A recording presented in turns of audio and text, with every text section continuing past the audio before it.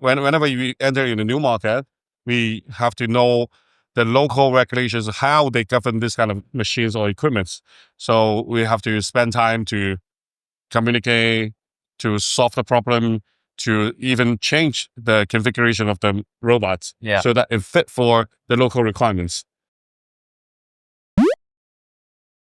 This series of episodes was recorded live at Digital Construction Week 2025 at the Excel in London. I got the privilege of interviewing some amazing people that are shaping the future of the built environment through the technology that organizations are developing and delivering now and for the future. Although this podcast was worth the entry fee alone, let's admit it, now is the time to register your interest for next year's Digital Construction Week 2026. But if, like me, you can't wait until next year, check out Digital Construction North on the 19th of November. The links to both events, as always, are in the show notes. But just before we go live with this week's episode, here's a brief intro to the topic we cover and today's guest. Robotics are emerging as a powerful tool to improve efficiency, enhance safety, and tackle the growing complexity of modern projects within the built environment. Yet introducing advanced technologies into active, often unpredictable construction environments brings its own unique set of challenges. From addressing early stage problems through innovation to balancing research and development with real world applications, robotics is at a critical point in reshaping the future of the building site. So let's dive into this topic with someone that lives and breathes robotic engineering. Michael Wren is the founder and CEO of CSC Robotic Engineering, a pioneering construction robot company established in 2019. Under his visionary leadership, CSC Robotic Engineering is becoming a global leader in innovative construction technologies. With a career spanning over 2 decades, Michael is a seasoned technologist and experienced entrepreneur with a track record of innovation across multiple industries. His expertise encompasses automation and robotics, power electronics, IoT, Internet of Things devices and systems, mechanical and electronic manufacturing, advanced materials research, and micro and nanoscale fabrication. Michael has held roles as Director of Strategic Application at Shun Chong Engineering Group, and as an entrepreneur and one of the founders of Loda, a startup in connecting Bluetooth Low Energy BLE wearable products. Michael, welcome to the podcast. Thank you. First of all, for the listeners, can you explain who you are and what you're doing at Digital Construction Week? Okay, so this is buzzword for this week, for Digital Construction Week. Hi, I'm Michael. I'm from Hong Kong, so think of not many Asian company coming here. So, but we are very happy to be here. Yeah. And it's right price. I represent, I'm the CEO and founder of CSC Robotic Engineering. So, actually in Asia and Hong Kong specifically, 6 years before, this company was born within a listed group of a construction conglomerate. And after a few years development, this company has been spun off last year. What we focus on is we are a construction robot manufacturer and solution provider to, making robots really taking up the works, especially for those dangerous, repeatedly, and that's dirty and dangerous. Yeah. Okay. Yeah. So we provide robots in Asia firstly. Yeah. So that's why here we bring a robot here in UK to explore some opportunity here. Fantastic. Yeah. That's brilliant. Okay. So you solve a lot of problems on the site. Yeah. On site, like you say, dirty, dangerous work. Was there a particular problem or repetitive task that you focused on first setting off on your organization? Oh, yes. So robot is a very big topic. But we take the opportunity that before we spun off from the original organization, we actually it's a department from of a E&M installation company. So that naturally brought us to the to solve the problem is we daily face the installation problem, especially for drilling on the very high ceiling, on a in a very confined spaces, and that is often require the workers to carry a very heavy tools, and then they have to spend hours and hours to raise a head to install things. So this is really a pain point for anywhere in the world. So that we started from a drilling robot. So to nurture this model, we nurtured that more than 3 years. Then we successfully pushed the market a few models, and it was quite successful in Asia. So we not only do the drilling, but we also simultaneously install the anchor inside. So this is the first commercial available machine that can work on the site to finish tube process during the installation. Yeah. Nice. Okay. So there's a lot of complexity around deploying autonomous robots. Even semi-autonomous robots on an active construction site. What are the safety protocols, regulations that you need to consider before doing this? Oh, yeah. This is a very good question. We should separate into two answers. Okay. One is the product itself. So, for any of the products, including this mic or your glasses, you always have to comply to some regional certificate organizations, the regulations, right? So especially for in Europe, every product is better. You have to, pass the lab test so that you get the certificate of CE that we call CE bar. So I think that's also applied in the UK. So this is some governance on the product itself.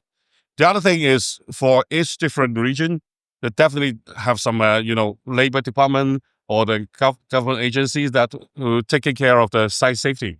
So you could meet a lot of safety officers. They will have some different requirements from region to regions. Okay. So we're trying to whenever we enter in a new market, we have to know the local regulations, how they govern this kind of machines or equipments. So we have to spend time to communicate, to solve the problem, to even change the configuration of the robots so that it fit for the local requirements. So this is separate into two regions. And are they quite new regulations? So I'm guessing what you do is quite new to the industry. Yes. So is that changing all the time, or? I think this is a very, very good question. I think for not only in construction, I think in all kinds of industry, whenever you have some innovation or new things coming up, so you should be the first of few guys to tackle the problem, to trying to solve a problem, trying to let everybody understand that this kind of thing is not only new, but is, of course, bring some benefit to the society or the people, stakeholders. So of course, we need to take some time to do that. To persuade people to bring the robot to the real action site so that people can believe in, can buy in your ideas. So it really takes time. Okay. Interesting. As we know, no two projects are the same. No two buildings are the same. Exactly. But there's a lot of repetitive tasks which your robots are helping with. Yes. I suppose that's where clients see the best benefit from using robots. More efficient, quicker, safer. With each different build, are your robots becoming more intuitive to different tasks? Are they developing all the time? Yeah. Can you just take us through that and how you're working that onto different sites? Oh yes. It's again a good question. Nothing is the same. Yeah. So, but we have through the years, we have identified a few sectors that is very good for robots application. So, first of all, the first principle for robot is is what could not be as intelligent as human being. Mm-hmm. I think more than 5 decades after, even the AI is developing so fast. But when we are talking about interaction with the physical world, AI is not in the place still. Yeah. Okay. So what we emphasize to the benefit from the robot or automation, the old words, that is we use the robot or machine to finish some highly repeatable, dangerous, heavy duty. Mm-hmm. So this kind of scenarios would happen in a few fields. One is we typically have a infrastructure. That's a big word. Yeah. But inside that, we can separate into like railway, like tunnel, like data center, and some huge plants, factories, Mm-hmm. and automated car parks. So all these kind of fields, they have a common, something in common: linear, repeatable, Yeah. confined space, and it's heavy duty. So when some typical case we operated in Hong Kong and Asia, the most successful case is in a tunnel. Okay. We use only one machine, one operator. The guy worked in the tunnel for 3 months, and they finished more than 80,000 of holes drilling, and Wow. at the same time, you saw the anchor. So you can see the significant improvement of that. We save labor from 2 or 3 maximum, reduce to 1, and we maintain the speed. And then most important is the quality. Whenever you use a human labor to install that, you could not make sure for 100% whether which kind of which one of the anchor is installed properly. You wouldn't know. But whenever you use a robot, we record that with a sensor, how big the force is, how depth the drill has been entering. So all kind of things have to report. So this is a benefit. Yeah. So there's a lot more data that goes on Exactly. than you actually think. It's not just drilling a hole. Exactly. Yeah. Okay. Yeah. On a project that size, say 80,000 holes. yeah. So how many robots would it take to do that? What would you suggest? Yeah, it really depends on the schedule. But in that project, 3 months more than enough for the journey. Okay. So that was only one robot deployed. Right. Yeah. Wow. That's cool. But if you have a huge amount of holes to drill, of course you have to deploy multiple. Yeah, for sure. Okay. So how do you balance the need to continuously update, innovate, research and development technology for your robots? Yes. And then continue to deploy them on site as well. Yeah. How do you balance those two? Oh yes, that's I think for every technical startup, we got to run fast, and then you better have some technology reserve, because whenever the market is when market is small and you have no many competitor, you can always walk slowly and maybe you're more comfortable, right? But if the market is proved to be big and promising, that everybody's rushing in, so we better run fast. We better have a multiple technology reserve, so that we can protect ourselves, we can advance from the competitors. So to my company, you're very right. We could not roll out the model very soon, because we take time to educate the market, so that maybe take more than half a year to educate the market. Okay. So we could not, the pace would not be shorter than a year. So like an iPhone, you just have one model a year. Maybe we have a longer duration, maybe 2 years or 3 years, and we roll out a new model. And of course, we technology-wise, we have to reserve some aiming technology, AI technology, and those accessibility technology. So all this kind of technology is for the purpose of increase the level of automation, increase the level of accuracy, and increase the level of accessibility. Yeah. Accessibility is again a big topic. Yeah. Because the building site or the job site is very messy, very rocky, something like that. Yeah, for sure. Okay, so with what you do, it can be seen as futuristic. I suppose when we're talking about robotics, although it's here right now. Yeah. How do you see the building site of the future working? Very good question. I'm not a pioneer, of course. No. But To get your take on it. in some of the Asian governments, like Hong Kong government and Singapore foreign government, Chinese government, and then Japanese, some of the blueprints you could say is in 10 to 20 years, it would gradually see like from a few types of robots to turn into more than 20 types of robots. Okay. To work on the site. Yeah. So it depends on the nature of the building, what the nature of the building is. So you'll see the tiling machine, tiling robot, the spraying robot, the all kinds of those like that's the installation robot, and some cleaning robots also. All right. So all these kind of things are happening in Asia. Yeah.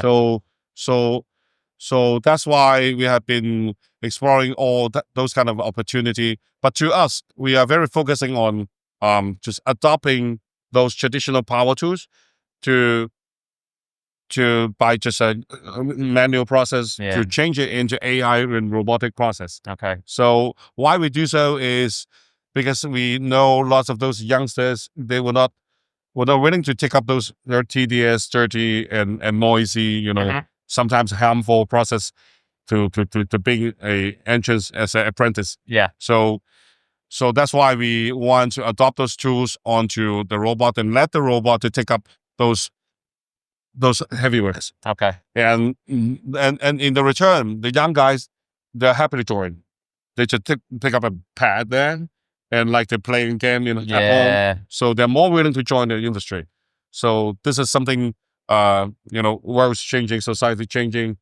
I think a right tool can help the right places, help the right works, and bring in the right people.